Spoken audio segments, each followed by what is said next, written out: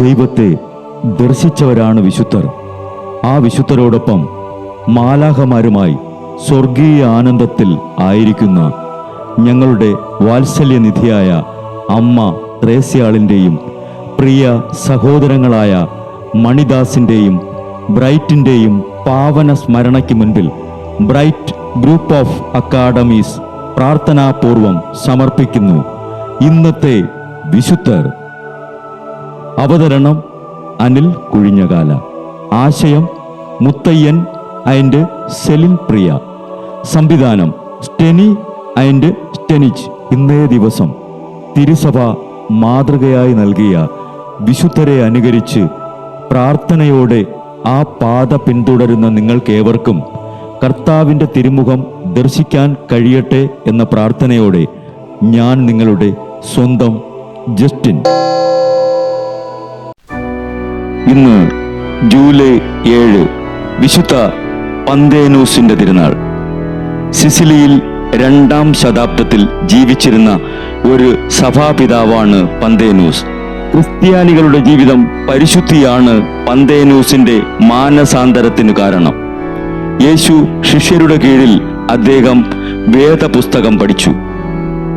വിശുദ്ധ ഗ്രന്ഥ പഠന തീഷ്ണത അദ്ദേഹത്തിന് അലക്സാണ്ട്രിയൻ സ്കൂളിൽ ചേർന്നു പഠിക്കുന്നതിന് പ്രേരണ നൽകി. തൻ്റെ പാണ്ഡിത്യം പ്രകാശിപ്പിക്കുന്നതിൽ അദ്ദേഹം ഉത്സുകനായിരുന്നില്ല. തന്നിമിത്തം 179 ശേഷമാണ് അദ്ദേഹം പ്രവചനങ്ങളും സുവിശേഷങ്ങളും വ്യാഖ്യാനിക്കാൻ തുടങ്ങിയതോടെ അലക്സാണ്ട്രിയൻ സ്കൂൾ വളരെ പ്രശസ്തി ആർജിച്ചുവെന്ന് അലക്സാണ്ട്രിയയിലെ വിശുദ്ധ ക്ലമന്റ് പ്രസ്താവിക്കുന്നു.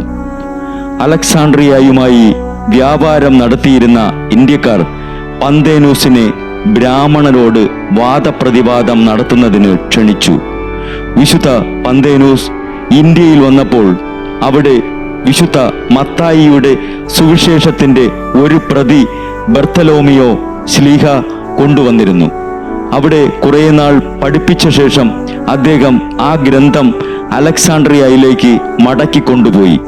അലക്സാണ്ട്രിയയിലെത്തിയ ശേഷം വീണ്ടും അദ്ദേഹം അധ്യാപനം തുടർന്നു. വിശുദ്ധന്റെ അവസാന നാളുകൾ എത്യോപ്യയിൽ ചെലവഴിച്ചു. 216 അദ്ദേഹം മരിച്ചു. വിശുദ്ധ പന്തേനൂസെ, ഞങ്ങൾക്കു വേണ്ടി പ്രാർത്ഥിക്കണമേ. ബ്രൈറ്റ് കുടുംബത്തിൽ നിന്നും കർത്താവ് തൻ്റെ മുന്തിരിത്തോപ്പിലേക്ക് വിളിച്ച് പൗരോഹിത്യം നൽകി അനുഗ്രഹിച്ച റവറൻ ഫാദർ ബിൽ ബ്രൈറ്റും സന്യാസത്തിലേക്ക് വിളിച്ച് അനുഗ്രഹിച്ച് മണവാട്ടിയാക്കിയ സിസ്റ്റർ മരിയ ജോസും വിശുദ്ധരെ അനുകരിച്ച് ഇവിടെ ഈ ഭൂമിയിൽ ആത്മാക്കളെ നേടാനായി ഇരുൾ വീണ താഴ്വരയിലൂടെ നടക്കുമ്പോഴും പൈശാചിക ശക്തികൾ വിടാതെ പിന്തുടർന്ന് പീഡിപ്പിക്കുമ്പോഴും മരണം നിഴലായി കൂടെ നടക്കുമ്പോഴും ദിവ്യകാരുണ്യം എപ്പോഴും ആത്മാവിന് കരുത്തേകും പോലെ തിരുവചനമെന്നും പാതയിൽ വിളക്കായി ജ്വലിച്ച് ആ ജ്വാലയിൽ അനേകായിരം ആത്മാക്കളെ നേടിയെടുക്കാൻ സകല വിശുദ്ധരെ, മാലാഖമാരെ, ഇവർക്കു വേണ്ടി എപ്പോഴും കർത്താവിനോട് മാധ്യസ്ഥം വഹിച്ച് പ്രാർത്ഥിക്കണമേ.